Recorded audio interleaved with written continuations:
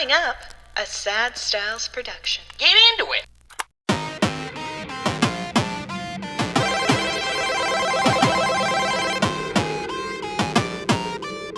And welcome to the Retrograde video game podcast, where this week we talk about our least favorite games of all time. Oh my goodness. Well, that's a big one. My name's Andrew Bascom. With me as always is the bad boy of podcasting, Mr. Bebop himself. Mikey, Aaron, worst host of all time. He said it, so it's okay. Yeah. Well, you could have, you didn't have to. No, not this guy. He's the best. Yeah. Can I ask you a real question? Okay, 100%. Do you believe that? Which one? That I'm the best? No. Oh, shit. Fuck. No, I should have aimed for something lower. Yeah, I was going to say, do you think I'm pretty good? It's like, yes. Yes. But the best is like, what I'm up are there you with here? Conan, What are Barack you? Terry Obama, Gross? Terry Gross. Yeah. Tucker Carlson, Joe Rogan. Yeah. you know. Just the best of the best. Yeah, they're popular. That means they're good. They have to be. They have to be. They That's are the rule. Jeff Dunhams and Jeff Foxworthy's of podcasting. Jeff Dunham. But enough Jeff Dunham and Jeff Foxworthy, Andrew. As much as we're going to sit here and talk about our favorite comedians of all time. Hams and foxes. No, we're not talking about our favorites. We're talking about our least favorites, Andrew. Oh, that's good. So more Jeff Dunham and Jeff Foxworthy. Yeah. Absolutely. Yeah.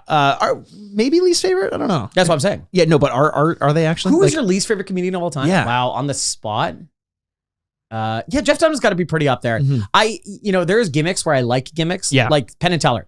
Sure. Magic of comedy works for me. I do like Penn and Teller. I do, and I really love the badass nature of it, where it's like, and here we go, we're gonna take off the curtain, and you're like, fuck yeah. Yeah. That means a lot. Oh my God, he's breaking his creed. Whereas like, I've got a puppet, you're like, ugh. Yeah. And this is a guy that loves the Muppets, by the way, who I think is like genuine art. But Muppets are not puppets. Muppets are very much not puppets. Muppets are not puppets. They're we not. have to stress that very clearly. They're their own people that have their own lives. They've done many things. They've been pirates. They've gone to space. They've been in old Victorian tales, Dickens-esque. What else? They've gone on capers. They've been to Manhattan. They put on a big show. They did. So here's the one thing. I agree with most of what you said.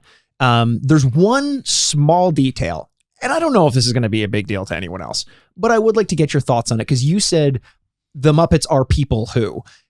It's the people thing that confuses me a little bit. About Okay, I shouldn't use the word people. Okay. They have their own independent lives that they live when the camera's off. Yeah, Muppets are human beings who have who deserve to vote. That's why I think this year we need to restore the vote. Get out of here, criminals. Muppets need to vote. If the Muppets could vote, do you think Republican?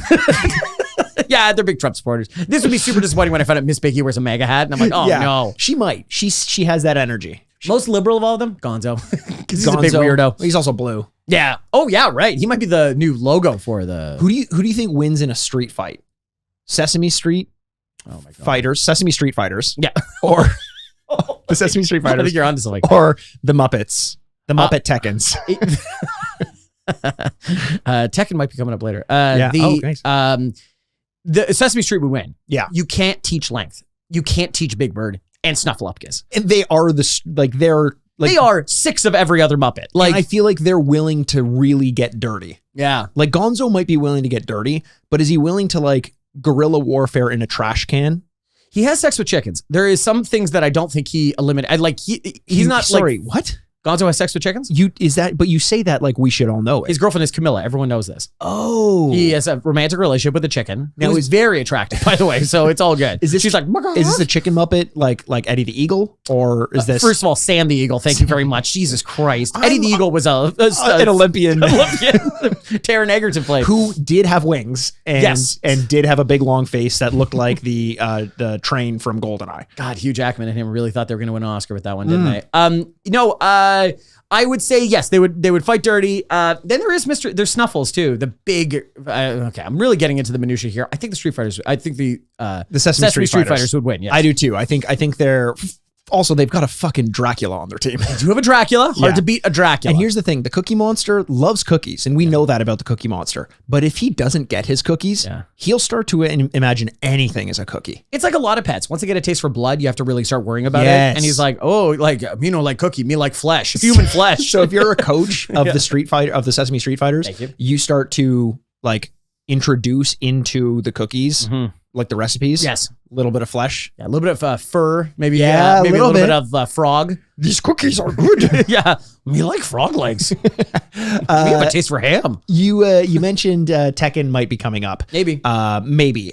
Before we do that, though, I want to talk about a game that I've been playing lately, and it's kind of not quite a brand new game, but an update to a game that you and I both love on this. Interesting. But we've been very vocal about our love for this game on the podcast. It's The Last of Us Part 2. Oh, I've gotten the I think it's like a $13 upgrade for the PS5, which came out recently.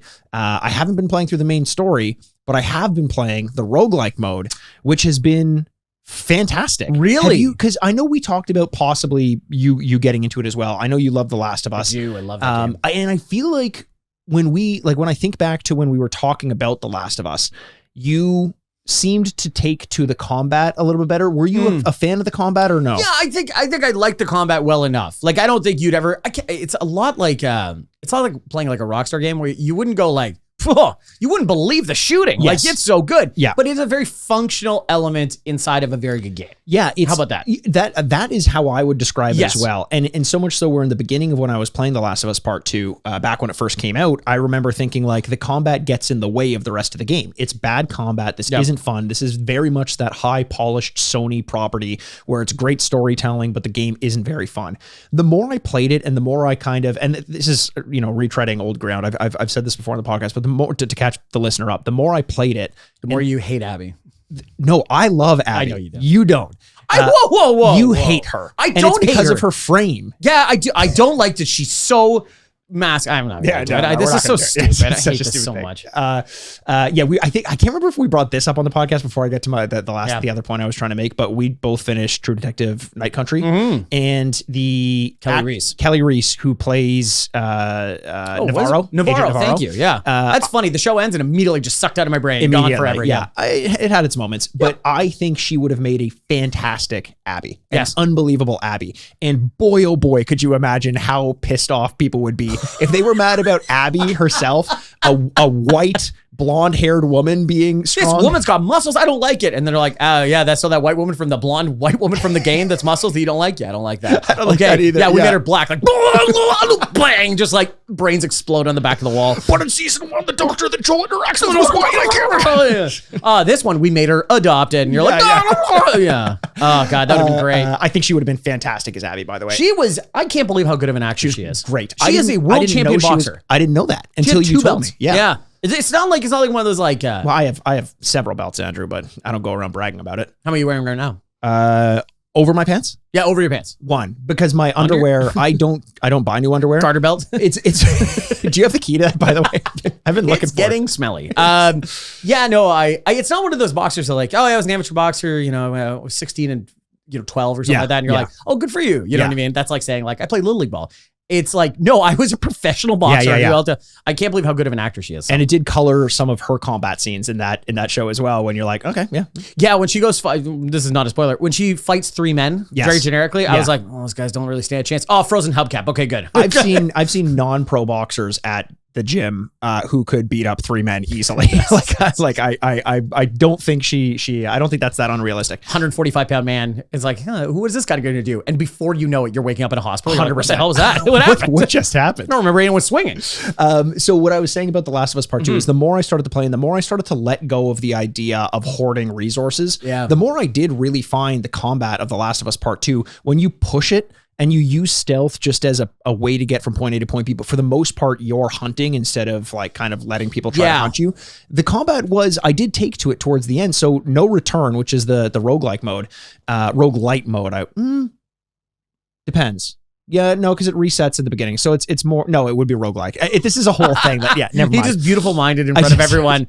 His nose is bleeding. I aneurysmed like if Kelly Reese were cast as Abby. I loved that so much because you really wanted to get it right. You had a long conversation in your head there. It was in my mind. I went into like my Sherlock Holmes mind place, at Mind Palace or whatever it is, and that was like 15 minutes for me. Yeah, I was like, I'll get back later. Yeah, him just doing the math, and he's like, I got the answer. Give me a second. All right, there you go. This is going to be not embarrassing for me. So No Return is a roguelike mode. roguelite mode, and you pick one of the characters of The Last of Us. Each of them have different kind of combat skill sets. And I'm sorry, can you pick one of the two characters? you can pick, it starts off, you can pick either Abby or Ellie, and that's it. And I'm pretty sure it's Abby or Ellie. And you go through it's basically like a stage by stage thing where there is no story to it. Okay. It's just survive combat encounters. So it can be you hunting some human fighters. It could be Which we established might be a Muppet. or the Sesame Street fighters. Yeah, exactly. Yeah, exactly. yeah. Gonzo is there, just like, I'm gonna find you. That's Grover. How dare you? But yeah, you know. Oh shit. Fuck. Yeah, no, I got you. You're lucky it wasn't Super Grover. He would have ripped you limb from limb. I think, and boy, what limbs. Also, is Grover, do you think there was any influence between Grover and Poppy from Poppy's Playtime? Poppy Playtime? Oh yeah, you know, I could totally see that. Yeah. Yeah, I think the problem is once you get anything that's furry and like Yeah, and long limbed. yeah, and, it gets eventually to a Muppet. And before people jump all over it, I understand that's not Poppy. Poppy is a different character in Poppy Playtime. I just don't know what the fuck to call that thing. Yeah, what is it called? Huggy Wuggy. Huggy Wuggy. Yeah. Thank you very God. Thank you God. Thank Yeah, God. I know the emails we would have gotten. Yeah. First, you think Navarro would be I'm gonna swat you because of this really ridiculous mistake you made. Yeah. So it starts, you choose one of the characters and you go stage by stage. So each stage takes maybe 5 to 10 minutes. You either like clear out all the enemies or survive 3 minutes of them trying to attack you. And based on the enemy subset and the AI that they're taking, whether they're in hunting mode or they're just in casual mode, or it's zombies or it's humans or a mix of them, each of the stages kind of change the interactions that you have in those moment to moment. And as you go, you get some collectibles, so you can maybe build some mines or upgrade some of your skills. So as you're going, you're almost playing through the skill tree of The Last of Us Part 2, but in 10 stages or so. And the more you play, the more you unlock. So different skins for Abby and Ellie, different characters to play as. You can eventually get Joel, you can eventually get Tommy, you can eventually get like all the different characters from all the sides. It is a surprisingly fun experience because, you know, I say surprisingly, a lot of people love the combat, but because I came from a point where I was like, I think the combat is the worst part of The Last of Us. And that seems to be the main focus of doing this. That's all the focus is. So, but because of that, and I don't have to think like I need to save up my resources. It's like use whatever you have just to survive. And that mentality, as opposed to like, well, if I use this mine and I don't really have to, I have to go salvage through like 20 different filing cabinets to find the components to make another one. This is more, you have to use it because you have to survive, and then build some in between rounds, and you never feel like you're hoarding things because the whole purpose is combat and you know exactly when you're gonna have to use it. It's kind of fun. Each run takes like 45 minutes to an hour if you make it through to the end. I found it surprisingly addicting. I thought I was just going to try it once or twice and be done with it, but I'm liking it. I think it's something that you should try. I think I would love that. Yeah. That sounds like something exactly down my alley. Yeah. You know, it's so funny too, where I played the game a lot like Rambo, where I'd be like stealth. And then it's like, surprise motherfuckers in the middle, and like bang, bang, bang, bang, and trying to do as much as possible. And whereas some people you see do stealth and they're just able to like, no one sees them once. And you're like, it's unbelievable. When you see some of the gameplay videos, that's what I was just going to say. Yeah. It's when you start seeing the assaults, like people, how they're able to shoot and like hurdle something and then cut somebody's throat and then do, like, it is unbelievable. They're like a superhero. Like, it is so good, and makes you go, am I playing the game wrong? It honestly it's similar to when you watch someone playing like Metal Gear Solid. Like whenever I love the Metal Gear franchise, but I always feel like I'm playing it incorrectly, and I feel that in The Last of Us as well. And it's purely because I just don't know how to play it as well as other people do. Because when I see those videos, I'm like, the game is meant to be played that way, and I just don't know how to get the animations to even work for me like that. I know, it's too clunky for me or something like that. And it's clearly user error because I'm seeing other people do it, and I'm like, oh boy. Yeah. But yeah, that sounds amazing. It's good. And if you do try it, let me know. I think it would be unbelievable if there were an online component, like you could do co-op or something like that. But I did find myself a little bit burnt out after, 4 or 5 runs through it. I'm going to check it out again, but man, if Naughty Dog can put together an online like co-op thing, that would just be I'd say it'd be the cat's pajamas, honestly, if I were to describe it in any way. You would describe it as the cat's pajamas? I would describe it as the cat's pajamas, maybe the cat's meow. Cat's meow is pretty good. That makes sense. Yeah. I'd be like, that's the cat's meow. I'm like, that's his thing. I get it. But what if the cat's angry? Cat's never angry in pajamas. Is that true? I've never seen a cat in pajamas. Oh, Andrew, you are missing out. Yeah. Seeing a cat in pajamas is truly the cat's meow. Still, that makes sense to me. I don't know how, but it does make sense. I know what you're saying. Yeah. Why would a cat need to wear pajamas? It's not like the cat's like, what a long day. Let's go to bed. most of the day is his bed. Like he's sleeping most of the day. Well, I think that's precisely why I'm he sorry, needs pajamas. she. Cats are girls. Of course, Dogs cats are boys. girls. We know that. Dogs are boys. We know that. Yep. I think that's precisely why. It's like when you work from home, you need to change your space or change something to tell your body, I am no longer at work. So if a cat sleeps all day, it needs to be like, but now it's the real bedtime. And that's when you put the pajamas on. And then it's relaxing. There was a big thing in school, university, where you're in these little dorm rooms. And people would be like, don't study in your bed. Yes. Then your body will be confused that this is a place of work. Yes. Maybe other people's bodies are much smarter than mine. My body was like trying to sleep while studying, like actively trying to fight sleep. That's the thing. My problem was I always studied in my bed. And because of that, I slept amongst my textbooks, which is strange. And You love them so much. always fell asleep when I was studying. Yeah. I was like, nothing was going to keep, I'm reading like a philosophy book and I'm like, my pillow is right there. It's to, like to sleep or not to sleep. That is the question. What were you studying? I was studying algebra. Billy Shakes. Billy Shakes. I got to tell you, I am seeing something we talk about in this podcast a lot tomorrow. So this will be dated at the time. But I'm seeing Rosencrantz and Guildenstern are dead tomorrow. Oh, that's very exciting. So I just thought about that because we mention it all the time. It's like if I went to a Robert Frost reading, I'd have to bring it up. You would have to. I'd have to, but yeah. But the problem is if you go to a Robert Frost reading, you can never go home again. You're right. I'd become back a different person because inevitably that's what it means. Yeah. You go home, the locks are changed. You're like, I did not think this was going to be literal. I did not think this was going to be literal. Your wife's hair has changed color. Your keys are missing. You're like, what is happening? I think I'm having a mental break. No, like, okay, so if you can't study because your bed is your bed. Yes. If they made beds, desks at work, right? Like, okay, oof, we got to slow this down. No. Andrew. So like all desks are beds now. All desks are beds. They're like Murphy beds. Like, got to do some work. And you pull your bed down. Yeah. And you think, do you come home and stare at your bed and go like, well, what the fuck am I supposed to do with this now? You know what, Andrew? I just mentioned that I went to school studying philosophy. Spent a lot of sleepless nights in my bed reading textbooks. Okay. My mind has never been bent the way that it is right now. That is a great question. What if I slept at a desk? What if I desked it asleep? I don't know what's happening anymore. Okay. Yes. I think it's best if we stop blowing everyone's brains. I think we should stop blowing everyone's brains. What I would like to do instead, Andrew, actually, I want to get your opinion on this. It's non-game related. Unlike everything else we've talked about, like Sesame Street and the Muppets. Yeah. But you mentioned that you went to go see a movie that came out last week. Oh, yeah. Dune, Part 2. Dune Part 2. Can you give me some of your impressions on it? I haven't seen it yet. I saw Dune 1 in theaters. Good. Did not know it was only a Part 1. I sat down and said, Dune, Part 1. And I literally turned to the person beside me and I said, did you know this is just Part 1? Didn't we see it together? No, we didn't. I saw it on my I own. thought we did. No. Okay. Yeah, because I had the exact same interaction where I think they hid the idea that it was Part 1. They definitely did. Which smartly, because people would have been like, Part 1, Jesus Christ. But now it seems to be a trend among things is like, let's hide that as Part 1, like Spider-Verse. And then Part 2 was a musical, which they also tend to hide these days. They hide musicals left and right now, which you gotta imagine. I've heard about that because the Mean Girls one, and there's videos of people, they start singing, people go, what the fuck? But it's true because musical people will see it because they know it's a musical. Yes. And non-musical people are like, hey, this looks pretty good. Yeah. No singing. 100%. Oh, singing. Got your ticket. I saw Dune Part 2.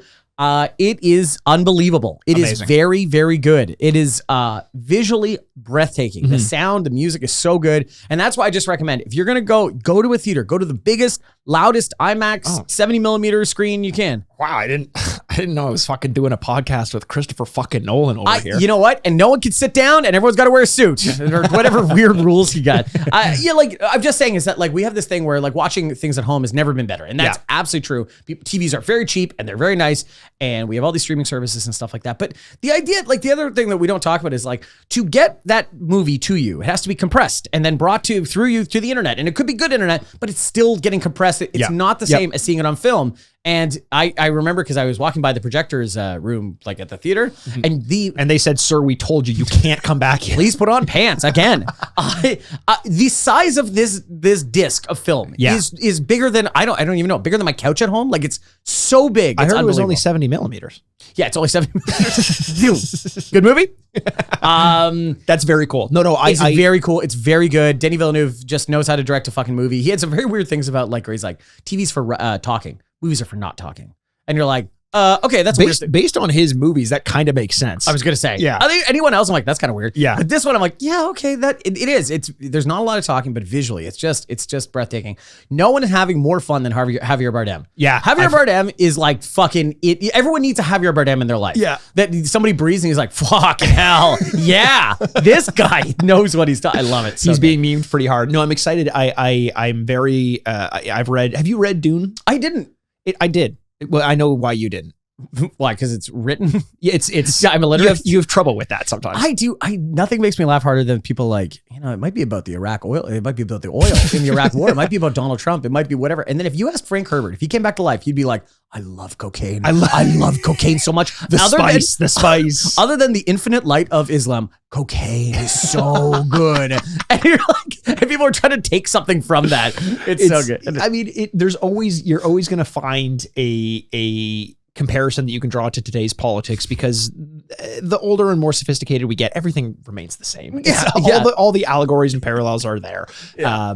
No, I'm excited. It's like the classic story of Herman Melville, who was like writing someone, and she was like, "Oh, I love the Moby Dick and the metaphor for like the phallus and this and that." And he's like, "I just like big whales. Like, I don't know what you're talking about. That's so fucking funny. I just love whales." You're like, oh, very good. Did you not hear how I described it? It has teeth. No dicks have teeth. What are you talking about? And this guy just wants to really get that whale. Get that whale. And people are like, oh, I understand. Your repressed issues with your father. He's like, yes. What? What? Wait. he's like, I actually see the whale as like, if you're a stockbroker and there's one account that you really want to get, that's it. Yeah. That's at Wall Street. Because they call him the white whale. Yeah. I just love the idea. If you got a chance to talk to Frank Herbert, they're like, great book. And he's like, I had to change it to spice because they wouldn't let me write cocaine. And you're like, and it kind of just shuffled down there. Different planets, eyes are blue. You know what I mean? Eyes are blue. Instead of the black pupils, it's just your eyes are blue. That's about it. Yeah. Instead of me going to an ATM for $3,000. Yeah. The worms are dicks, though. Oh, that was clear, right? Oh, no. Even Melville was like, yeah, I got that one, man. Worms Thanks. are dicks. Okay, before we get to our least favorite games of all time, and we're going to set up kind of what that means to us before we go through our lists in kind of no particular order. Before we do that, we have a listener question that I wanted to get to because it's a little bit timing related somewhat. At this point, it's a little bit old, but we always like to show some love to our listeners who reach out and support us. Nathan H sent us an email and said, "You guys rule." Great. Thanks. Great. Oh, you can just stop. You can stop. Actually, he said, "You guys rule." That's all. And I was like, this has been the best email I've ever read. Stop. It came by there courier. were more words. So I guess I'll read them. But if there was one thing you had to change, but yeah, we've seen that a lot actually. Better not be talking about Muppets this episode. It should be that one of your podcast hosts is not the best and thinks he is. Thanks for causing some great laughs while I'm listening to you guys at work. Causing laughs, by the way, sounds like a medical issue. This podcast causes laughs. Thanks for causing dripping out of my penis. And you're like, what?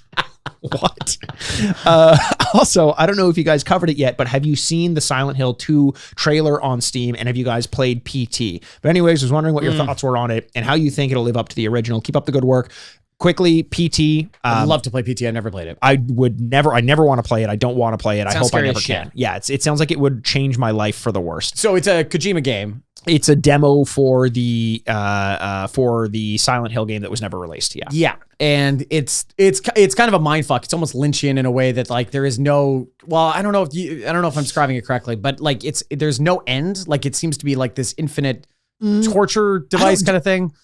I don't know if that's true. Honestly, I've never played it and I've avoided it, but I think it's basically you are in a house and you have like a set time in it, but there's no real like objective. You're just kind of exploring. Right. Yeah. Maybe that's what I'm trying to describe. Yeah.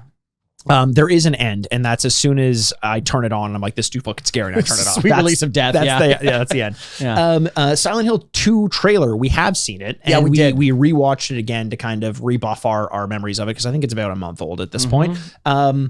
What are your thoughts, Andrew, of the Silent Hill 2 trailer? Nathan, thank you for saying so many nice things. It looks awful. It looks bad. I can't believe how bad it looks, to the point that we had to check multiple times, even when we just watched it right before we started again. And I had to check, like, how old is this one? It was 1 month. Really? Because it says in the beginning, captured on PlayStation 5. Yeah. And you're like, well, okay, good. And then it looks like a PS3 game. It looks worse than Resident Evil 2 remake, which came out years ago. Like it legitimate, and I'm not saying that as like a weird like a joke comparison. It objectively looks worse than those games, and they say it's still in development. Sure. Fine. Yeah. Okay. But what is Konami doing right? I don't know. They why gotta release get their head that straight. then? Like why just Don't. show little clips and just get people like a little excited, but to show whole. And this one was the last one we just watched was like a combat revealed. Yes. And bats aren't hitting anything. And Yeah, every time he swings, it's like it's kind of not making contact. Yeah. The animations are very stiff. And I'm sure there's another layer of polish to put on it. But to your point, why do you want me to see that? Yeah. Like in my mind, I'm picturing the Resident Evil 4 remake over Silent Hill 2. Yeah. And what I got was much less promising because when we heard about the Resident Evil 2 remake or the 4 remake or the 3 remake, the first time we saw it, it looked incredible. Don't show us anything that's worse than the first time we saw the Resident Evil 2 remake, which was forever ago. Yeah, I completely agree with you. And that's the thing. It's like, I think we're being harsh on it because that's actually my thoughts, but also this should work. The Silent Hill 2. Oh man. Legend, right? There are characters, wink, wink, that we could talk about that are kind of revealed in this. Yeah. The very end. Yeah. Yeah. Which would be like so good in the modern day. It's so scary. And then you kind of look at it and you're like, was this a full team working on this or what happened here? It feels like they know they're going to sell a ton no matter what. Right. And so they're not putting all the resources behind it, where it seemed like Capcom with the Resident Evil remakes were like, sure, we're going to sell a lot, but we want this to be legit game of the year contender. Yeah. And in the case of Resident Evil 4, it absolutely was. The reveal that you're talking about at the end of the character is there's a very quick glimpse of what appears to be Triangle Head. It appears to Triangle Head, Pyramid Whoa, Head. what the hell was that? I feel geometry. It's in 2D? It's in 2D. It was just a drawing. We thought it looked bad because it was in 2D. It was in 2D. Wait, you saw a 3D version of this? We were just looking at someone's scrapbook. What the hell's a pyramid head? Pyramid Head, yes. Did aliens build it? That's the only way I can see this happening.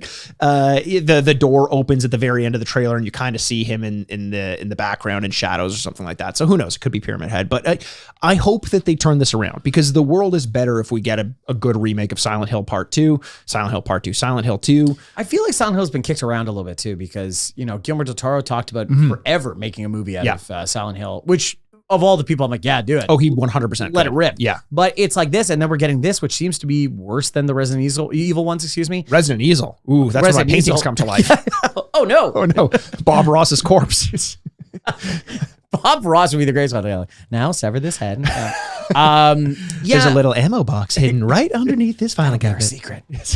I feel like Silent Hill should be given more credit, and I want to see it make a good game, especially Silent Hill 2. So I hope it turns around. But that trailer underwhelming. It's funny because at the end it's like wish list now, and we're like fucking not a chance. I'm like, how about finish your game and then I'll decide if I want it. Like our wish list includes getting better. Get better graphics. Yeah. So thanks Nathan for the email. We appreciate that. If you have any, I don't know, if you're out there and you want to send us a note, either tell us that you love us, that always helps us, or ask us to review a trailer or something like that. It's the retrogradepodcast@gmail.com. Yeah, general thoughts, like questions. We'll answer. We do whole episodes about this, but we can sprinkle some in because we do get a lot. So we'd love to hear from you. Yeah, we usually do wait until we build up quite a few, but we've been finding that they've been coming in faster than we can get to them. Yeah. So we'll try to get to one or two here or there throughout the episodes and sprinkle them in that way. But cool. Let's do it, Andrew. The title of this episode is our least favorite games of all time. Yes. Obviously, that can mean a ton of different things. Yes. You and I love video games.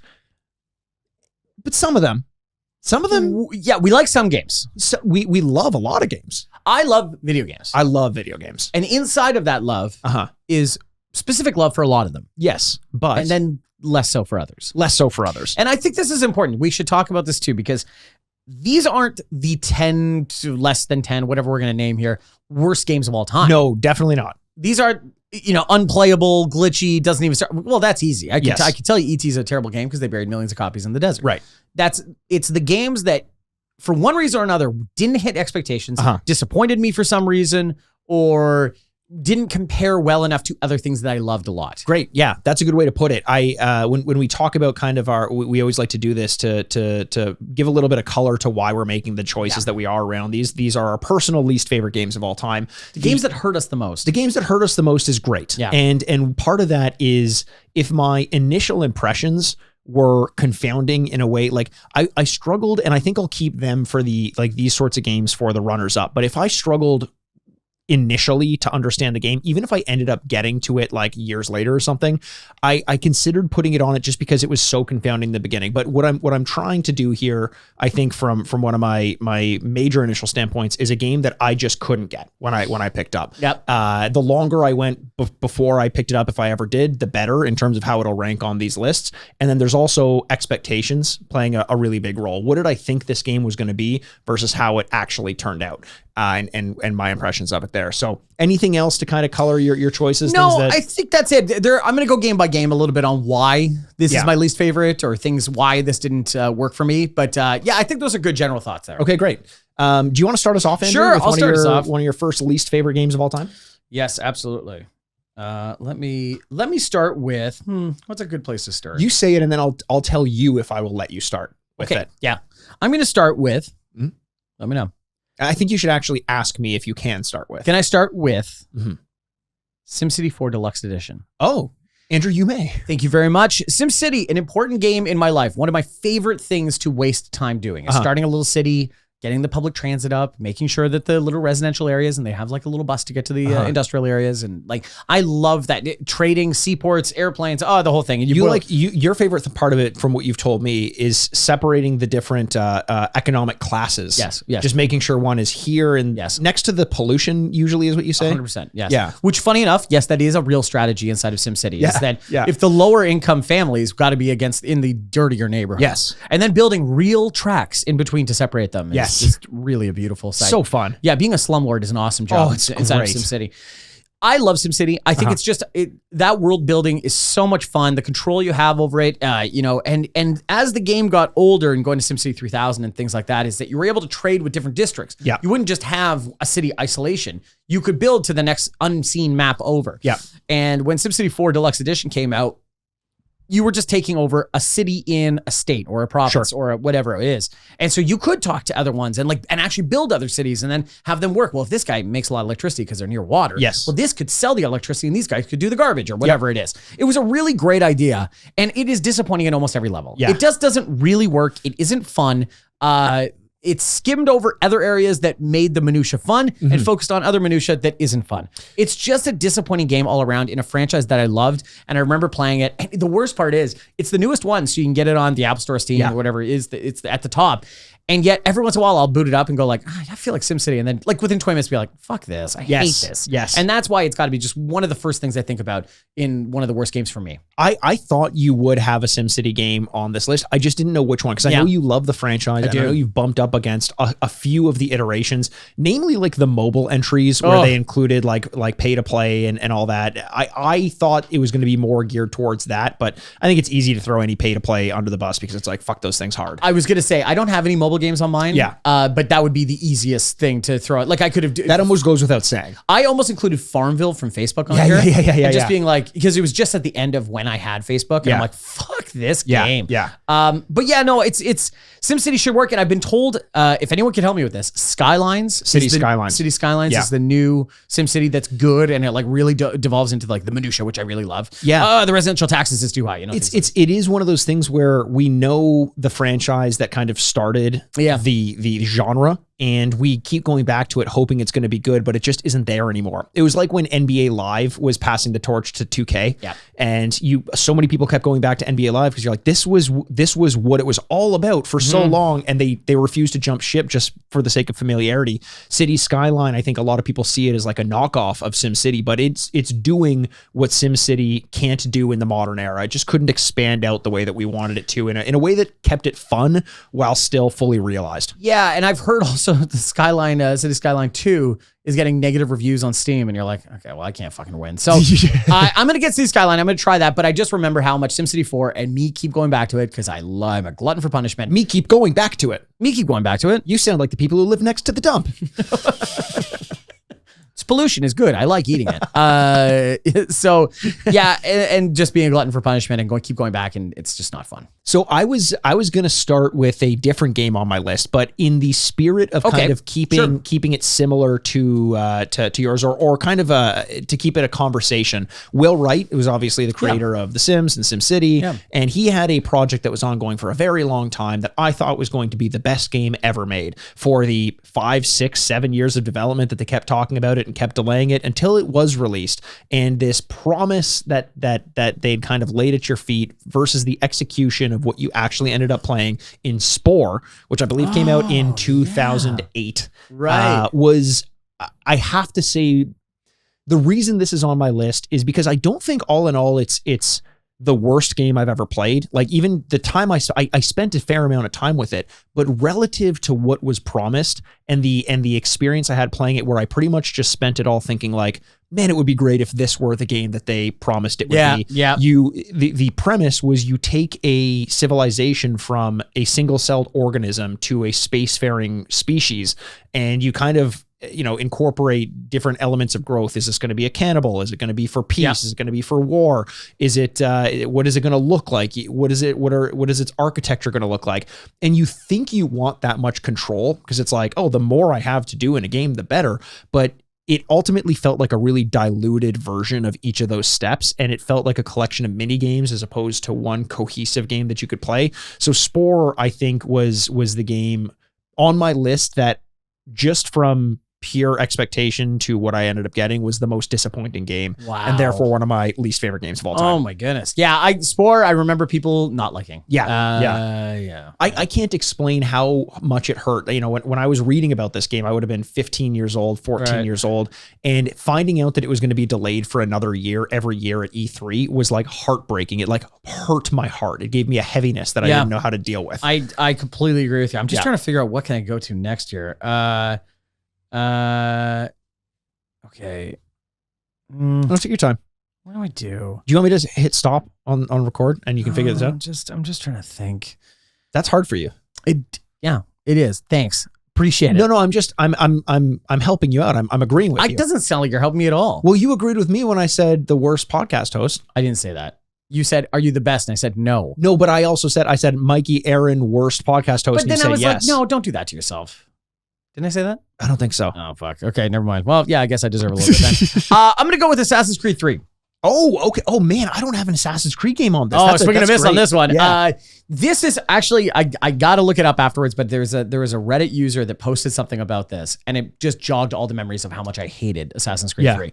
This is the game. So Assassin's Creed around the Retrograde neighborhood, much like a Sesame Street, is a punching bag. Yes. And does it deserve all the negative attention it gets? Definitely not. No. Yeah. Because there's a lot of good in these games. It's one of the longest running and most successful modern video game franchises. Yep. And yet, we make fun of it in large parts due to the things that Assassin's Creed 3 brought around. And almost, if I may impose. Yeah, please. We almost make fun of it in the same way that we make fun of the reasons we make fun of like Jeff Dunham. Yes. Where it clearly works. We're clearly wrong. Everyone More people like him than us. But it just seems like there are obvious choices that are made that pander towards a large number of people. And if you like Assassin's Creed, no shot to you. But there are... I think it's easy to kind of see between the cracks a little bit, and you're like, oh, I know what you're doing there. And it seems kind of generic and not as, it's not pushing the genre forward as much as maybe it could. That's exactly it. It gets lazy when it becomes almost a yearly franchise. And I think it really is averaging just over a year for a release. So this, first couple games, loved it. Yep. I was totally in, absolutely. Then this is where the game starts to kind of suck a little bit. It's 90 minutes before you meet another human being. In Assassin's Creed 3? Yes. It is mostly wilderness retreats, tree jumping, beavers, finding Ben Franklin's journals, and all that in the side of this game that I just do not like very much. Wait, are you describing Assassin's Creed 3 or Red Dead Redemption 2? Okay. Red Dead Redemption 2 is a masterpiece, and you should bite your fucking tongue. Ben Franklin had not been born. Oh, no, he was dead. Oh, yeah, he was dead by then. Yeah. Oh, wow. Okay, but nonetheless, I didn't find his journals because they didn't exist. No. But yeah, it's just boring. And in this idea of like, oh, I love Assassin's Creed, going the top, being in old Italy and stuff like that, and I might meet Michelangelo or something. Oh, that's crazy. And then this one, I'm just in the wilderness, and I'm like, what the fuck am I doing? See, here's the funny thing we just said that we come after Assassin's Creed sometimes for not being as innovative and not pushing the genre forward. And then there's the flip side where when you take a tried and true formula and you change it and it doesn't work, then it's even worse. So, who are we but critics? No, like respect to like sticking to something that you're like, they'll never see this coming. I totally get that. But at the same time, you're like, I think often the biggest issue with the Assassin's Creed games is they believe these games are super deep. Yes. And like have really something to say. Yeah. That's why you make a movie with Michael Fassbender and all this kind of stuff. But and so that when they take you out of this back in time, period piece that you're in, and take you to the future where you're running around an office building, you're like, this sucks. And you're trying to explain how it's like, well, you know what? Big companies are really going to kill us. And it's like, hey, everyone knows that, man. Can I just Let me talk to Michelangelo. Can I just go back to Rome and just fucking kill some people? 100%. Yeah. That was, I'm surprised that one of those games didn't make my list for all the reasons you just said. So I'm glad you brought it up and we can kind of have it represented as a franchise on one of our lists. I swear to Christ, now that I'm just putting this together, do you have Red Dead Redemption 2 written down on your list? I do not. Oh, fuck. No. If you had that, I was going to walk into this podcast. No, I do not. I could not. Dana White on the Howie Mandel podcast. Which has to be a bit, right? Howie Mandel always does this. There are always bits. And it works. We're talking about the Howie Mandel podcast right now. That's it. A podcast I didn't know existed. But they do pranks all the time, and they put the videos out as it actually having happened. But they definitely construct this. There is something that I've noticed, by the way, and I hate that I'm talking about this because it's working, but I'm wagging my finger at this. Oh, yeah. Have you seen ads for this show, Elsbeth? Yeah. It's been everywhere. Yeah. There were billboards, there were commercials, and in it, she is wearing the Statue of Liberty hat. Right. And what color is it? It's green. Not any. No, it is green now. It was pink before. Oh, was it? Yes. Okay. No, I thought she had pink balloons. Oh no, she has like red hair. It was a pink Statue of Liberty hat for like weeks, and they've just started to change the billboards to green. And I saw that, and I was like, "You're trying to get us to claim that this is a Mandela thing, and I'm not gonna have anything to do with it." You and I have talked about the Mandela effect. Yes, we've talked about it at length. We're not going to do that for Elspeth. No, 100%. Elspeth, of course, coming out this Thursday. Who knows? I don't know. Who knows? But doesn't that suck that like you have to keep an eye out for just like random shit you read on the internet? It's like this is an ad now. Come on, yeah. dude. This would be a whole episode that we could talk about things that drive me crazy on the internet. But like the problem is pranks like this do work, and I hate them. Yes. Like good for them. Howie Mandel. Can you imagine though that your whole shtick is like, yeah, people keep doing weird things on my podcast. You're like, yeah, you're the real like cuck podcast host. Where like, and then people just disrespect me on my podcast. Yeah. Like that's what you're known for. Yeah, that's weird. Honestly, that feels a little familiar. If I'm being honest. Go ahead, cuck. What's your next one? But my next one, before I say that, yeah, because I just went right. Yeah, I just went Assassin's Creed. Yeah, what do you want to say? I just wanted. Well, I don't remember. I'm going to move on. No, I had something good. You made fun of me for taking up too much time. No, I did. I mean, I can get to my game if I want, but it was good. But I'll think about it later. I'll think about it when you're talking. Yeah, just eyes roll back. Yeah. Okay, so we're going to go here with a game that I think a lot of people remember fondly. We've done it on this podcast before, but it was one of my earlier experiences. We're talking about like the mid 90s or so when I'm becoming conscious of like good the Jonah games. Hill movie. Oh yeah. Yeah. 1990s. Yeah, I think it was mid-90s? Yeah, exactly like that. Yep. Just like that movie. Mid-90s were very mediocre when it came to some game releases. It was a time when I started to realize that there could be good and there could be bad video games out there. This one was one that looked so fucking cool. The idea of running around in this wilderness as this like Rambo style indigenous person with dinosaurs taking them out. Turok. I was like, you cannot fail this game. We already know that first person shooters work. We've played GoldenEye. Give me this dinosaur game. What's that? Oh, it eats shit. It eats big old shit. It took a big old dump on my system. Was it that bad when we went back and played it? It was. I think it was pretty bad when we went back and played it. Actually, I could probably look it up. Yeah, look up the scores because it is not one of the ones that's jumping to the top of my head of like, did we hate that? I gave it a 1.5. You gave it a 2.5 in the retro score. And I gave it a 1. I gave it a 1. You gave it a 1.5 in the current score. Oh, so it did suck shit. Yeah. Okay. It sucked shit. And it's the problem is that the promise of going back and killing dinosaurs with a bow and arrow and a sniper rifle is so fucking cool. And it ultimately was just a bad game. And that was the reason it's one of my least favorites is because, you know, your first experience is dealing with this expectation versus reality. That's going to mess you up. It also made me realize one of the reasons it's my least favorite is because it imbued a little bit of cynicism in me towards the video game industry. Oh. Because an owner of a local video game shop sold this game to my grandma 2 weeks before it was supposed to come out. And I'm like, you just have these games here? Sell them to me early all the time. Wow. Yeah. What if your grandmother's an inside shopper, like secret shopper or something like that, and like busted him up? That would have been great. Wow. Maybe that's why that independent video game store is no longer around. Who knows? Yeah. But it was, you know what sucked is he gave it to her a couple weeks before it came out, and I still had to wait till Christmas to get it. because it was That a sucks, Christmas eh? gift. Yeah. Yeah, that sucks. We should normalize getting gifts more often just for regular days. Especially if you're giving them to me. That'd be awesome. Well, that won't be an issue here, but yeah, I agree with you. Oh wow, I didn't think that was going to show up. That's interesting. Well, you know what? I can go next with something very similar. Okay. A game that should be good because I like every element. Why wouldn't you want to be a crazy person living in the jungle with dinosaurs? That sounds like fun and killing people. That sounds great. Sounds amazing. Just, you know what else sounds like a lot of fun? What? Being a mafioso and running around the city. Oh, yes. Yes. This is great. So I'm talking about Mafia 3. Yes. This game. Or take your pick of the Mafia games. Let's go with Mafia franchise. Let's go with the Mafia in general. Yeah. Jesus Christ. Gabagool. That's, of course, the ghost, which is, yeah. Gabagool. No, it's not a ghost. It's a gabagool. Oh, it's a gabagool. Yeah, Very yeah, good. yeah, Yes. yeah. 100%. That's why we're going to play Mafia in October for Retrograde. The Mafia franchise in general, it's just, why wouldn't this work? An open world game where I get to be the Mafia and I get to, do little crimes or, maybe get a property that I can, racketeer or launder money. And then it all builds up into this big pot and I can move my way up the family until I am the Godfather or whatever it's going to be. Why wouldn't that work? I know. And it doesn't. And so much so that they keep remaking this fucking game. So they're like, is this better? And you're like, kind of, but like still not great. We have GTA. Yes. We know this works. It doesn't need to be GTA. I think that's maybe the top of the class of that style of game. Totally understand.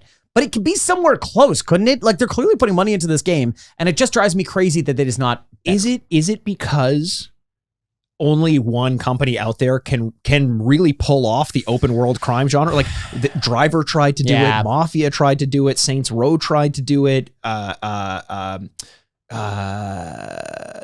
Row is the one I was thinking of. But all these companies and all these and some of them have succeeded to varying degrees, but Rockstar remains the company that just gets it right. And it could, because I'm like, is it because old cars from the 1940s just aren't as fun to drive? Is it because a Tommy gun isn't as fun to shoot? Is it because there's no jets? Like, I don't know, but I imagine there's a way to get it right. And I guarantee you, if you put Rockstar in charge of it, they would do it. Yeah, you know what? It's just so funny that like LA Noire, a game built around lying or not, which fuck, that should have been on my list. But now I'm thinking about it, LA Noire. But even though I love that game, the point of the game is not the driving around and shooting and stuff like that. And yet that is better than what Mafia does in these old cars and with, whatever old LA and stuff like that. It looks better. And the game is built about lying. When you're driving to go meet a perp at a restaurant to see if they know anything about the Black Dahlia murders. Yes. En route in your Ford Model T, that driving experience is better than anything Mafia has to offer. Just before you're almost hit by a streetcar and you have to go, "Auga, watch out!" Like he's honking it a couple of times.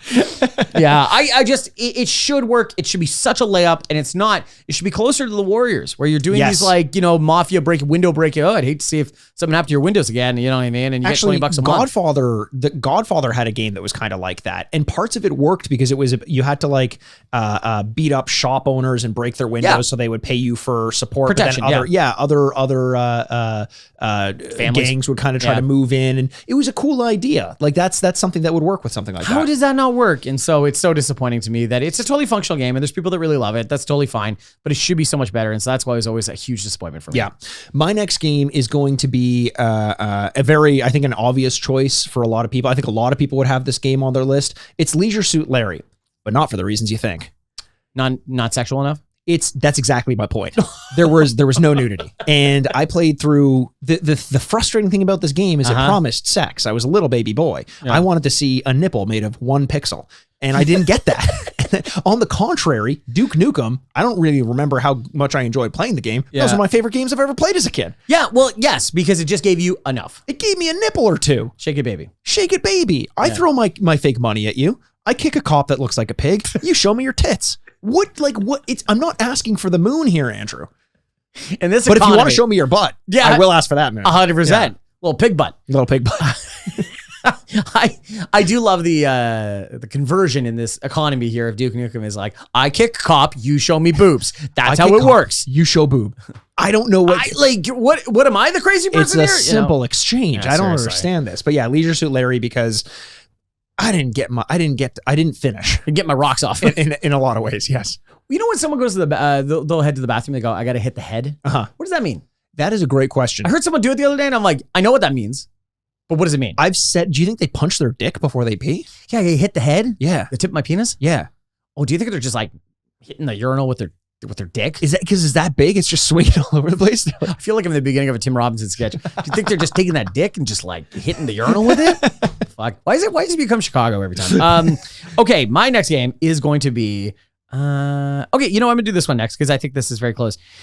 This, once again, successful as all get out. So what do I know? But I know I don't enjoy playing this, and I want to. I feel like I'm on the outside looking at the fence going like, I want to play, and every time I get in, I'm like, this sucks. GTA Online.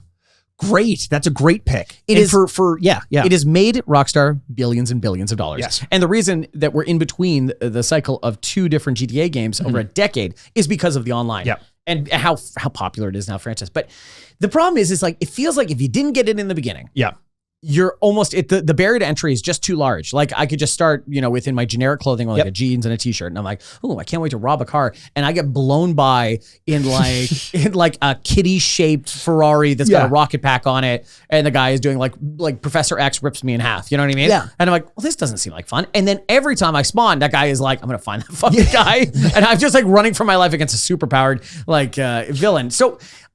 The idea should be so much fun. GTA 5 is heat, and you should be like, oh, do you want to join this group of 5? We're going to rob a bank. And you're like, and it should just like be filtered a little bit. I think it is too open world, and to the point it's overwhelming, and people have, you know, run the map into the ground. Like I said, it's very popular, but it's just for me, I want to be in, I want to play, and every time I can. That's a great perspective on what makes a game your least favorite is like, clearly it's great, but it's just something that you have struggled to get into. And, and I have some games like that as well. But I think about GTA Online a lot in that respect, because if you asked me what my ideal game would be back in like 2007 or something like that, I'm like, give me GTA, but make it online. Like that would have been it. That would have been it for me. And now that we have it, I never play it. You know what? Yeah, but I know, I completely agree with you. But you know what's fun about playing GTA? Blowing through red lights and like just flying up and down the street, shooting people indiscriminately. Yeah. You know, whatever it is. When the map is populated by 20 of those people. Yes. The game doesn't become a lot of fun. No one's stopping at a single red light. You're like, oh, well, that's, you know. It's more fun when you are the only person who's not playing by the rules. Yeah. You become the person that's like, it's kind of like when you're on the road and you do something wrong, but don't get away with it. You're like, oh my God, whatever. And then you see someone else do it and you're like, you fucking idiot. What's wrong with you? Exactly. It's kind of like that. It's kind of like that. Yeah. And I love yelling at people who do things wrong. Oh yeah. I love shaming. Oh, it's the best. I want to film them and put it online. Yeah. I honestly want to buy a dashboard cam just for that reason. Wait, okay. No. Don't do that. What? I think dashboard cams are good, but scary. Yeah. I'm thinking of Paradise by the Dashboard Cam. Is that a thing? That is absolutely a thing, and a porn. it's Andrew. I got an idea for our next podcast. Hey, stop this. Okay, see you later. Game over. My next game is a game I think a lot of people do like as well, but it had that similar effect of me expecting a lot from it, and then in playing it, I just slowly started to realize that it didn't give me what I thought it was going to give me in terms of the execution of the game. It's a game because that I have on this list because it didn't live up to the hype and because it ruined my relationship with my dad. It's Jet Force Gemini. Okay, explain the last part. It didn't live up to the hype. No. There was one more after that. Relationship with dad? Oh, yeah. You didn't know that was ruined? No. How did this game ruin your relationship with your father? Okay. Long story short, and I'm going to need a lot of time to tell this one. My dad used to go on business trips all the time, probably to cheat on my mom. I don't know. Yeah. I have to assume that's what business trips are all about. You can't confirm it's not true. I can't. I didn't have a dashboard cam on him the whole time to find out. He used to go away, and he was great. He's still alive. But he's an asshole. He's a fucking dick. Every time he goes away, he doesn't bring me a gift home, which is what he used to do when he went. And it would usually be something fun related to where he went. And he was really good at finding something just like unique.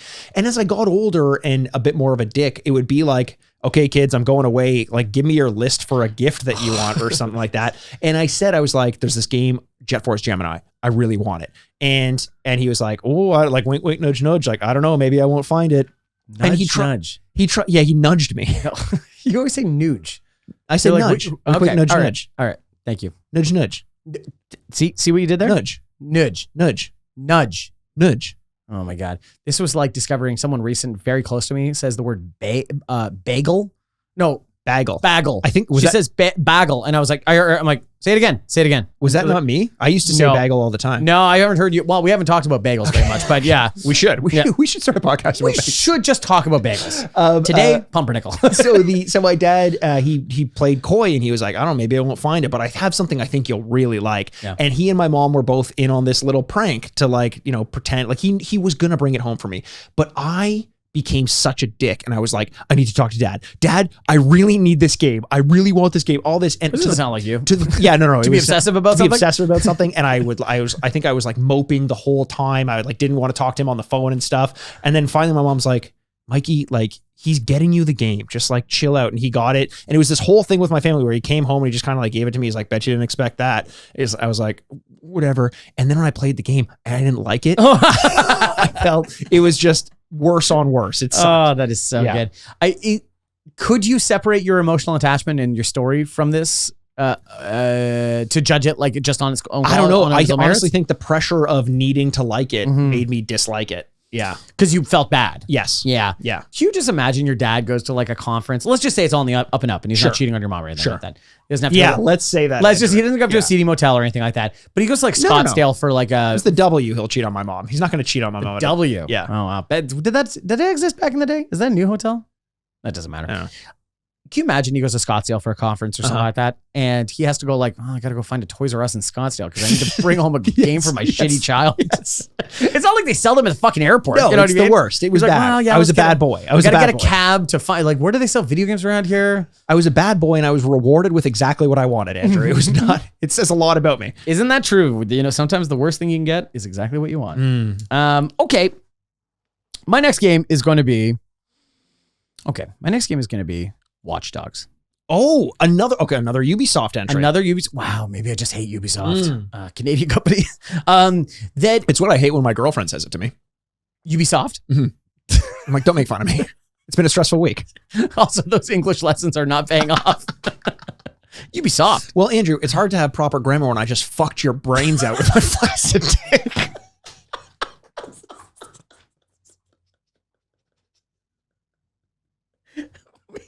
Me having sex with you with my plastic penis made you stupid.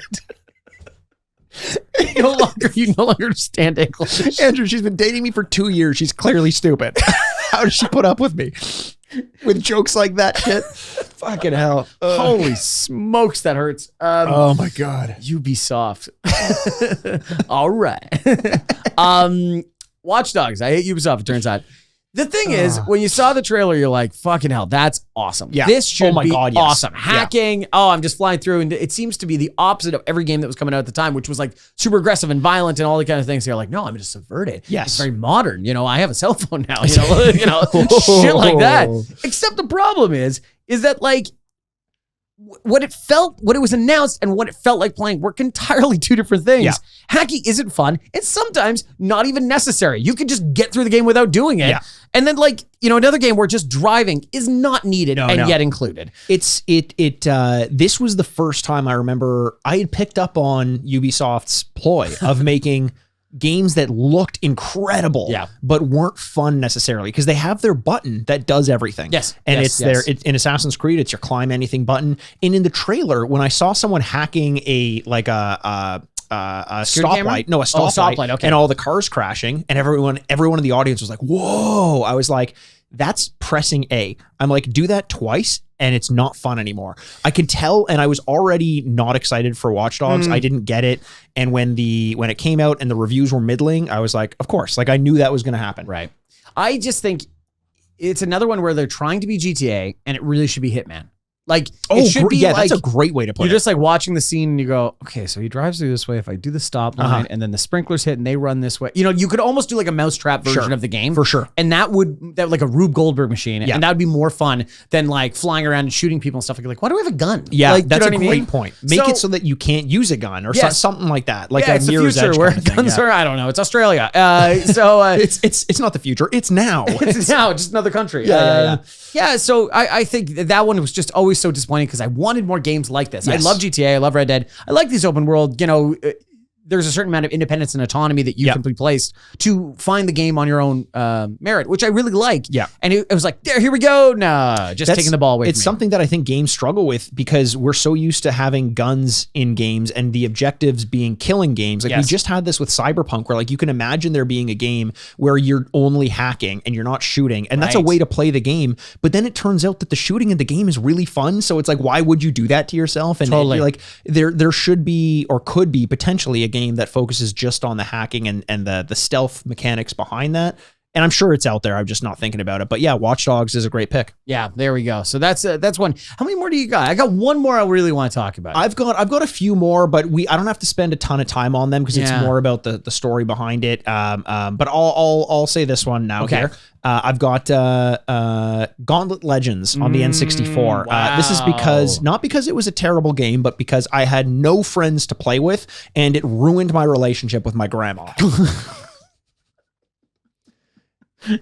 Really? Yes. So every game is ruined a relationship with blank family member. Not every game, but every family member has been ruined by a game. Is your mom on there somewhere?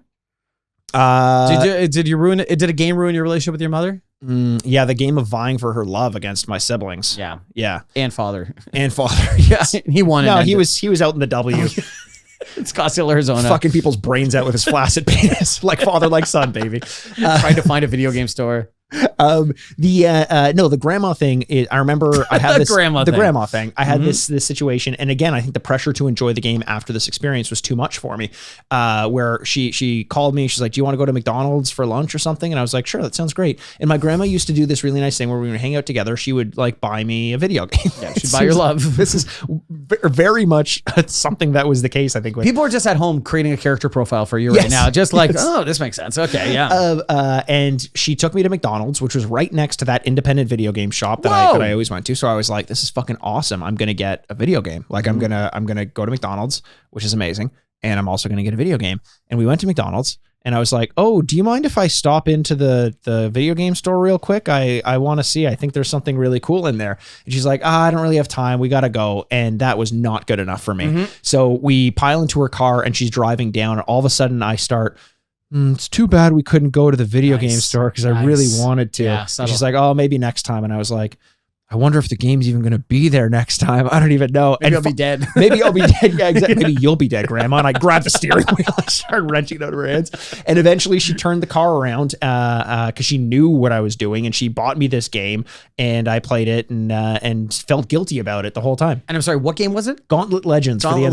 Legends. And Yeah. it's again just riddled with guilt, so you couldn't enjoy it. That's primarily what it was. There's a real theme getting struck through these levels, eh? Yeah.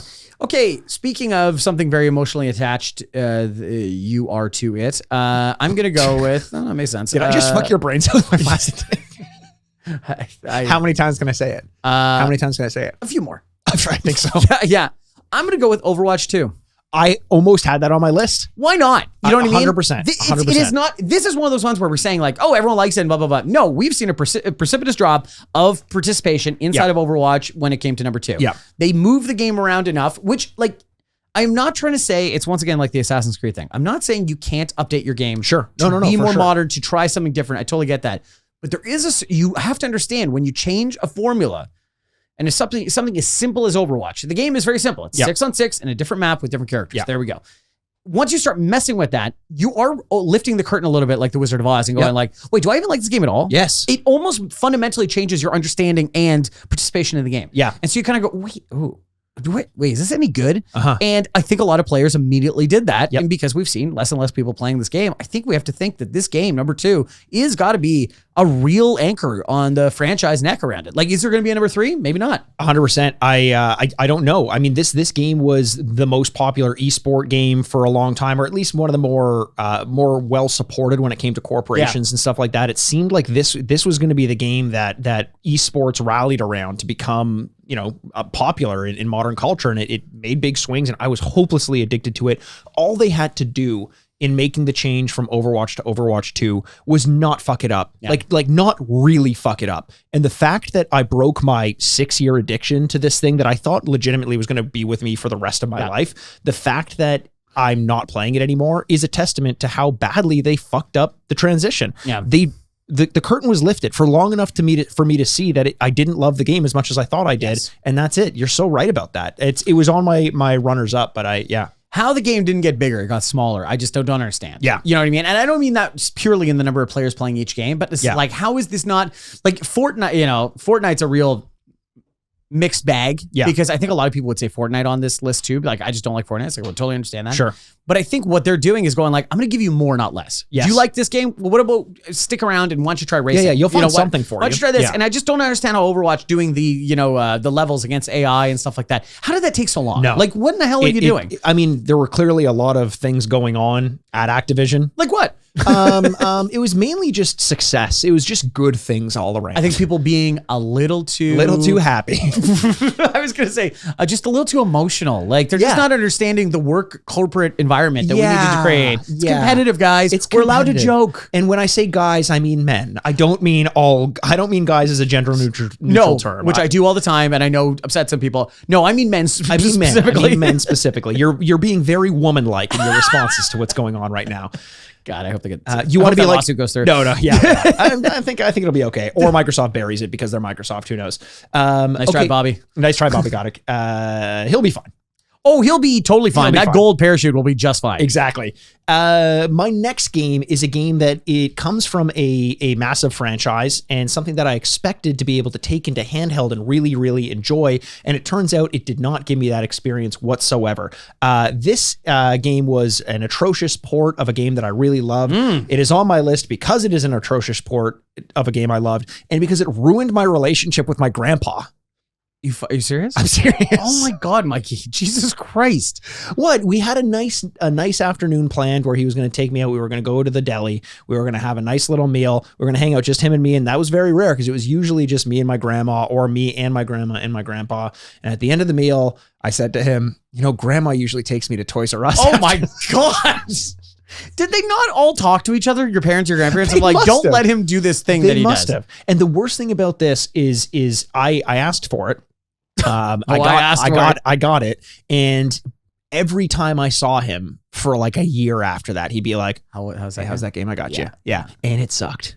Which game was it? Perfect Dark. Sorry. It was Perfect Dark on the Game Boy Advance. Oh, Or on the Game Boy Advance. I'm like, wait, the Perfect Dark rocks. Oh, yeah, on the Game Boy Advance. Yeah. I did I have a very similar relationship. I'm trying to think what game it was, but it was, I'll look it up afterwards, but my dad like got me a game and then immediately I was like on the computer going like, how do you fucking play this game? Yes, yeah. And he's like, I thought you liked this game. And I'm like, well, I don't know. I'm like buying it randomly. Now I need to find out how it's. Yeah, exactly. exactly. So was that the last of your? Well, I got other ones, but just those are the ones I really wanted to talk about very specifically. So I've got one more before I move into my honorable Okay. mentions. So maybe I'll do this now. Yeah, please. So this game came at a time I was a huge champion of the Dreamcast. I thought the Dreamcast had a ton of potential, and I thought that it was way more modern than anything that had been out there prior to the PlayStation 2 coming out. And it was 3D graphics that were far superior to the N64. But there was this game that looked so fucking cool, and I thought it was going to be so fucking cool. And I bought it, and I couldn't wait to get it home to sink my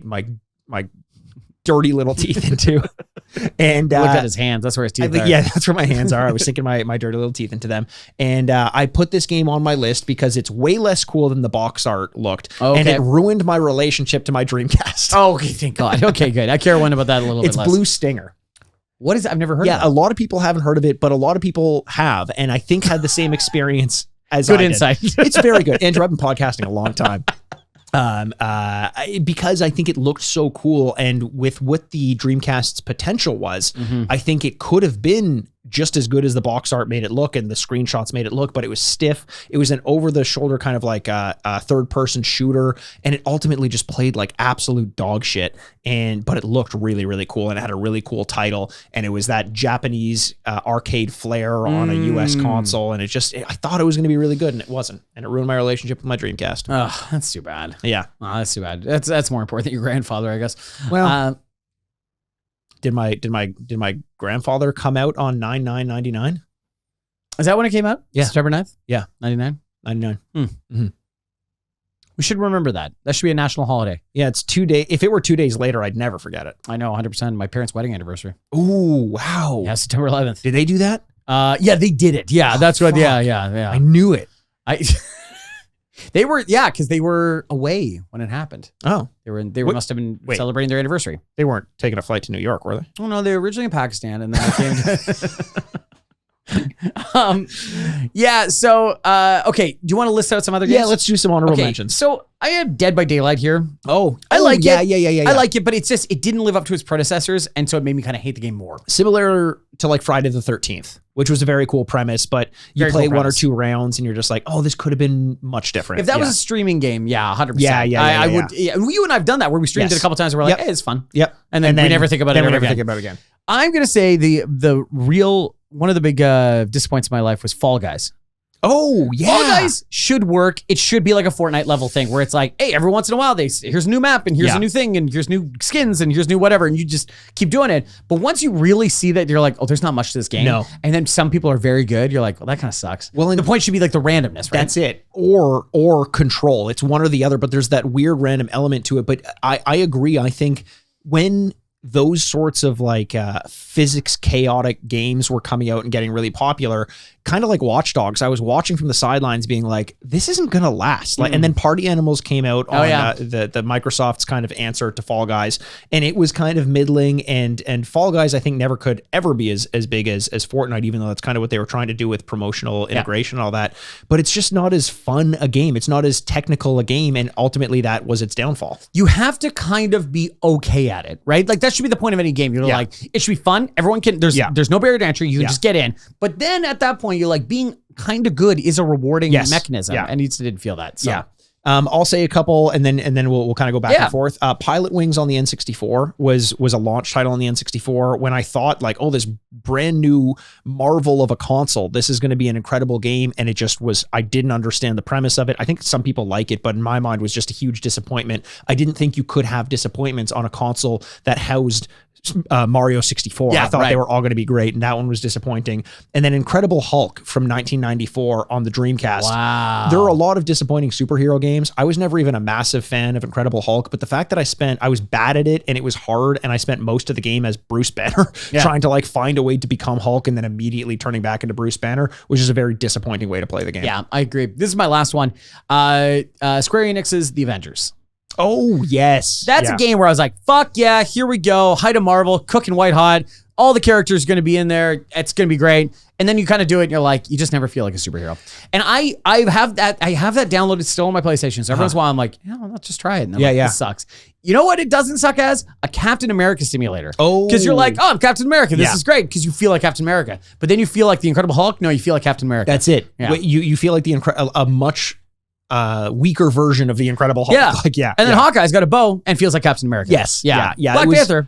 It was kind of what it looks like the Suicide Squad is going to be, but even less so, where the Suicide Squad is more just like one track. Guardians of the Galaxy tried to do something like that. I didn't mind that seemed to be a pretty good game. Yeah. But, the idea of an Avengers game working, it has to be like we've talked about before, when Insomniac has done their Spider-Man and they've done their Wolverine and they've done their 6 other games, when they become the biggest video game company in the world, that's it. Like they're going to keep doing these, and then they're going to bring them together, and each character is going to control differently, like only Insomniac can do. That might be a good game. But you can't fit all of the superheroes into the same kind of like combat structure where they all feel like Captain America. That's just not the way to do it. No, I know. I hope the Blade and the Spider-Man games cross over. That'd be so amazing. That would be so fucking cool. Also, just the look on Spider-Man's face when he's like, Blade, what are you doing here? And he goes, well, that's where I live. I fight vampires here. And he goes, there's what?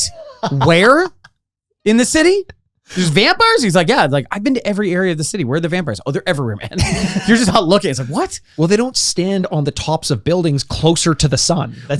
At night, I think they do. At night, they love it up there. They love the little gargoyles and stuff like that. And they just jump down on people. They're partying and like, there's like blood. Well, the blood fountain. Yeah, that's cool. A fun one. Yeah. That'd be awesome. How many of those parties before that gets boring? And you're like, I ruined my leather for this. I don't know. Frank Herbert wrote a book about cocaine. So that's true. Well, so did most of the of the Beat generation. So that's also true. Yeah, that's a good point. I'll run through. Disco Elysium was a game that I struggled with a ton. I'm finally in on it, and I'll talk about that next week. But that was a game for 3 years I just banged my head against, and everyone was enjoying it, and I thought they were playing a fucking prank on me.